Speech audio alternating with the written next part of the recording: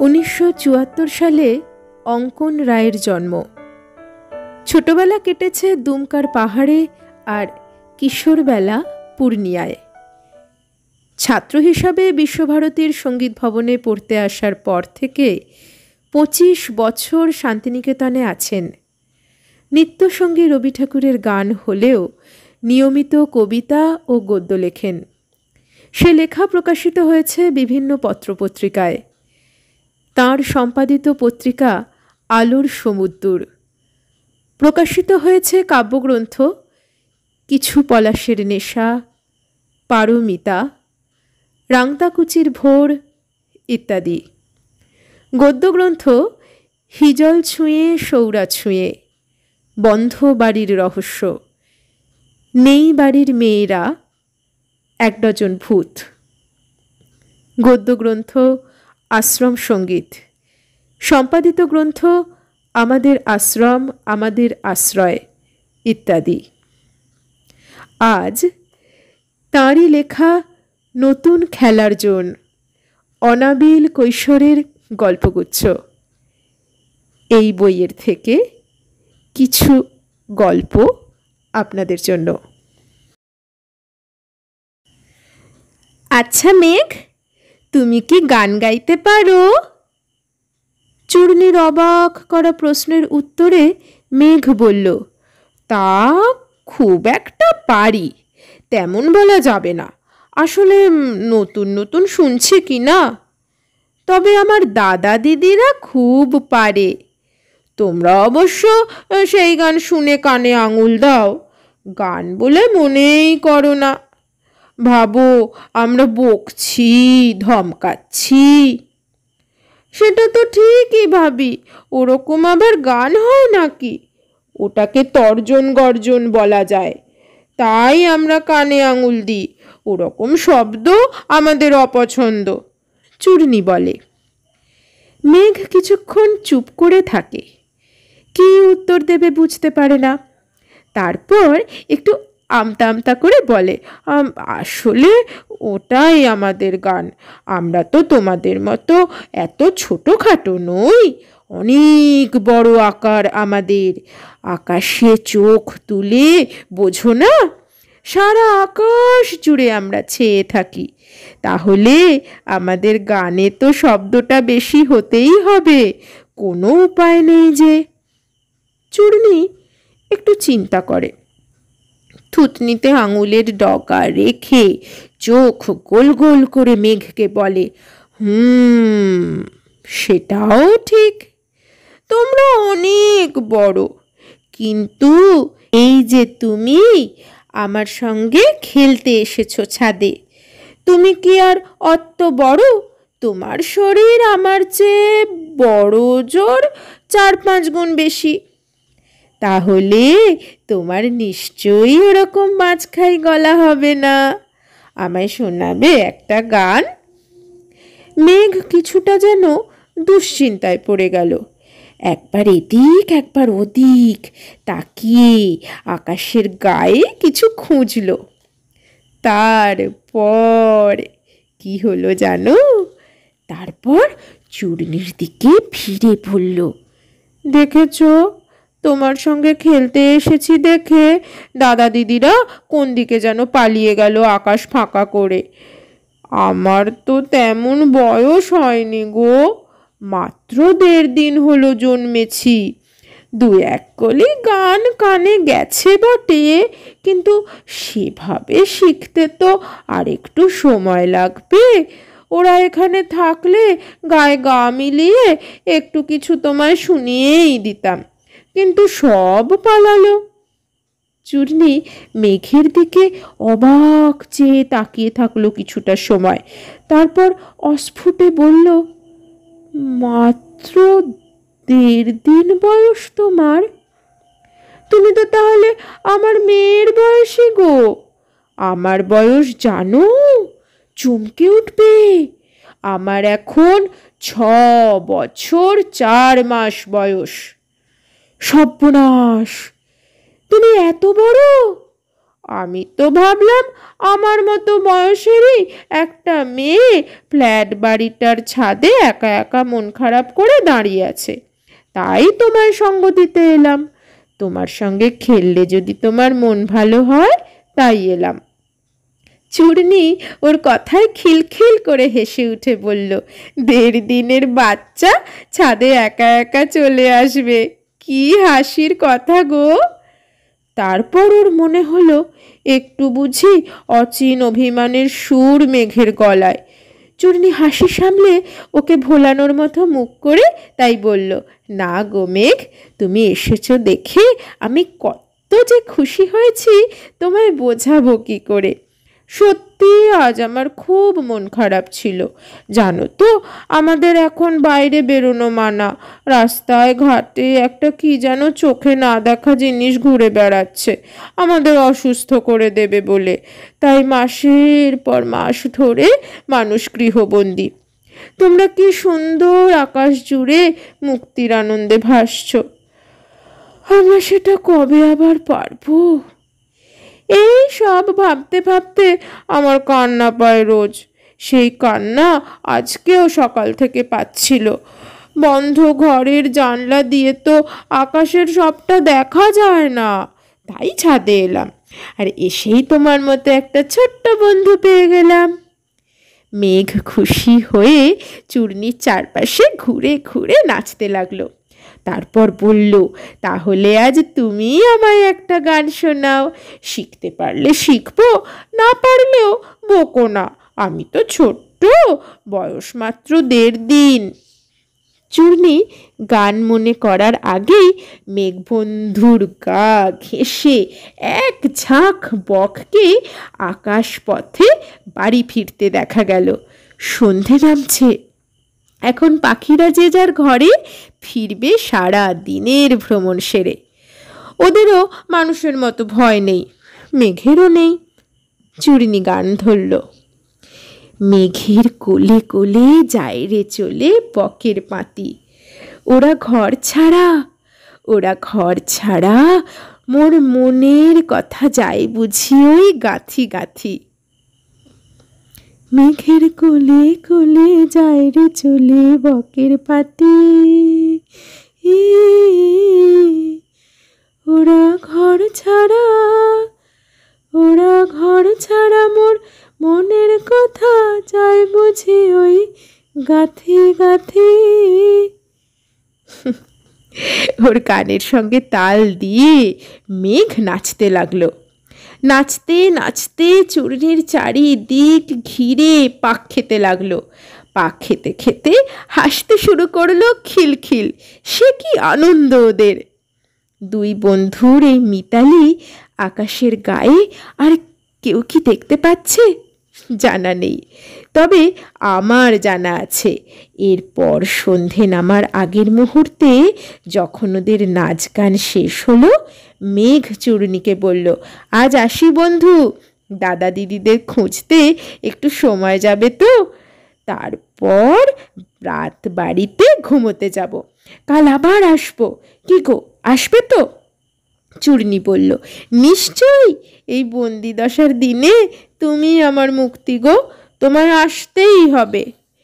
মেঘ হেসে বলল, ঠিক আছে, আসবো আবার কাল, কিন্তু তোমার নাম তো জানি না, কি বলে ডাকবো? চূর্ণী বলল, আমি চূর্ণী, আর তোমাকেও আজ একটা নাম দিলাম, সে নামে ডাকলেই তুমি চলে এসো যেন ছাদে। তুমি আজ থেকে হলে আমার মেঘালি। চূর্ণী 4 তলার জানলা দিয়ে বাইরের আকাশ যতটা দেখা যায় তার মধ্যেই চোখ চেয়ে আজ আবার মেঘালিকে খুঁজছিল। সেই যে জ্যৈষ্ঠী মাসে ছাদে গিয়ে ওই 1.5 দিনের কচি মিষ্টি মেঘের ছানাটার সঙ্গে সই পাতানো হলো, তখনই সে ওর নাম দিয়েছিল মেঘালি। কি মজাই না হয়েছিল সেদিন! মেঘালি ওর গানের সঙ্গে নাচতে নাচতে খিলখিল করে হেসে গড়িয়ে পড়ছিল। চূর্ণীও ওকে প্রায় জড়িয়ে ধরে সামাল দিচ্ছিল। তখন সন্ধে হয়ে আসছিল, মেঘালির ফিরে যাবার সময় হয়ে আসছিল বলে সে চূর্ণীকে কথা দিয়ে গেল পরদিনই আসবে। চূর্ণী নতুন বন্ধু পেয়ে সেদিন কতই না খুশি, কত আনন্দ। সে ওরে ওরে ওরে আমার মন মেতেছে, তারে আজ ধামায় কেড়ে। সে যে আকাশ পানে হাত পেতেছে, তারে আজ নামায় কেড়ে। গাইতে গাইতে সিঁড়ি দিয়ে ছুট্টে নিচে নেমে এসে মাকে জড়িয়ে ধরে সব কথা বলেছিল। মাও খুব খুশি হয়ে বলেছিল, এই তো লকডাউনে বন্ধুদের সঙ্গে দেখা হচ্ছে না, স্কুলের জন্য মন খারাপ করে বলে কাঁদছিলি, প্রকৃতি কেমন তোর জন্য বন্ধু পাঠিয়ে দিল। সেই দিন থেকেই মেঘালির জন্য চূর্ণীর অপেক্ষা। না, পরদিন এলো না মেঘালি, তারপর দিনও না, আজ অবধি না। সেই জ্যৈষ্ঠ পেরোলো, আষাঢ় পেরোলো, এখন ভরা শ্রাবণ। পৃথিবীর নিয়ম নীতি সেই যে কবে থেকে পাল্টে বসে আছে, এখনো অবধি আর আগের মতো হলো না। স্কুলের মুখ দেখেনি চূর্ণী আজ কত মাস যে হয়ে গেল। ওর বন্ধুদেরও একই অবস্থা, মাস্টারমশাই দিদিমণিদেরও অবস্থা আলাদা কিছু নয়। সবাই ঘরে বন্ধ হয়ে আছে মাসের পর মাস। চূর্ণী শুনেছে ইদানিং অনেক দোকানপাট, অফিস, কিছু কিছু হোটেল বা খাবারের স্টল খুলেছে। মানুষজন বাইরে বেরোচ্ছেও, কিন্তু ও ছোট্ট বলে বাবা মা ওকে নিয়ে কোথাও বেরোন না। বলেন বাইরে অজানা অসুখের বিপদ এখনও কাটেনি, বরং আগের চেয়েও বেড়েছে। তাই তুমি বায়না করো না বন্ধুদের বাড়ি যাবার। দেখো তোমাদের স্কুল কেন এতদিন বন্ধ, সব ঠিক হয়ে গেলে তো খুলেই যেত, তাই না? চূর্ণী বুঝতে পারে সব, কিন্তু মন খারাপ কি আর তাতে যায়? অনলাইনের ক্লাস, গল্প আর কতদিন ভালো লাগে। যা হোক করে সেই জ্যৈষ্ঠ মাসে পেল এক নতুন বন্ধুকে, সেও আর দ্বিতীয়বার ঘুরে এলো না। কত ডেকেছে চূর্ণী আকাশের দিকে তাকিয়ে, মেঘালি, মেঘালি। সে তো শুনলে না, কিছুতেই শুনলে না। হয়তোবা অত বড় আকাশটায় ভেসে বেড়াতে বেড়াতে চূর্ণীর বাড়ির পথটাই ভুলে গেছে। পুরোপুরি দোষই বা ও দেয় কি করে মেঘালিকে? তাই চূর্ণীর মন খারাপ আর যায় না, কিছুতেই যায় না। ক্রমশ অন্ধকার নেমে আসছে বাইরে। আকাশপাড়া একটু একটু করে কালো মেঘের চাদরে ঢেকে যাচ্ছে। চূর্ণী ওদিকে চেয়ে রোজকার মতো আজও মেঘালিকে ডাকছিল। আজকের দিনটা একটু অন্যরকম হবে বলেই বোধহয় অপেক্ষায় ছিল। তাই হঠাৎ করে চূর্ণীর জানলার একেবারে কাছটায় আচমকা ঘিরে এলো জমাট কালো একখণ্ড সজল মেঘ। মেঘের ভিতর থেকে আওয়াজ এলো, এই তো চূর্ণী, তোমায় আজ দেখতে পেয়েছি। তোমার ডাক ঠিক আজ আমার কানে গেছে। ভাগ্যিস ডেকেছিলে, নয়তো আমি বুঝতুমই না তুমি কোথায় আছো। চূর্ণী অবাক বিস্ময়ে সজল মেঘের দিকে তাকিয়ে বলল, তুমি কে? তোমায় তো চিনি না, আমি আমার বন্ধু মেঘালিকে ডাকছিলাম। সজল মেঘ বলল, আমি তো মেঘালি গো, সেই যে জ্যৈষ্ঠী মাসে তোমার সঙ্গে সই পাতালাম। তারপর তো পরদিন আমি রাস্তা ভুলে গিয়েছিলাম তোমার বাড়ির ছাদের। আসলে আমার বাবা মা আমায় নিয়ে এত দূরে দূরে বেড়াতে চলে যেতেন যে আমি ফিরে আসার রাস্তাটাই গুলিয়ে ফেলতাম। তারপর যখন ঘোর বর্ষাকাল এসে গেল আষাঢ়ে, তখন তো অহরহ শুধু বৃষ্টি, হাজারো লাখো মেঘের আনাগোনা। তবু তারই মাঝে একে তাকে পাশ কাটিয়ে ডিঙিয়ে একদিন তোমার ছাদ খুঁজে পেয়েছিলাম। সেদিন তুমি ছাদে আসোনি। চূর্ণী সবটা শুনে বলল, কি করে আর যাব বলো? ওই ঘোর বৃষ্টিতে তো মা আমায় ছাদে আর যেতেই দেন না আগের মতো। বলেন ঠান্ডা লেগে যাবে বৃষ্টি ভিজলে। আর এই সময়টা আমাদের মানে মানুষ জাতির জন্য খুবই খারাপ সময়। এখন ঠান্ডা লাগানো আমাদের কোনো মতেই যাবে না। তা তুমি যদি মেঘালি হও, তোমায় এরকম দেখতে হয়ে গেল কি করে? তুমি তো ছিলে ছোট্ট মতন, মিষ্টি মতন আমার সই। এখন তো কত বড়, কেমন রাশভারী দেখাচ্ছে তোমায়।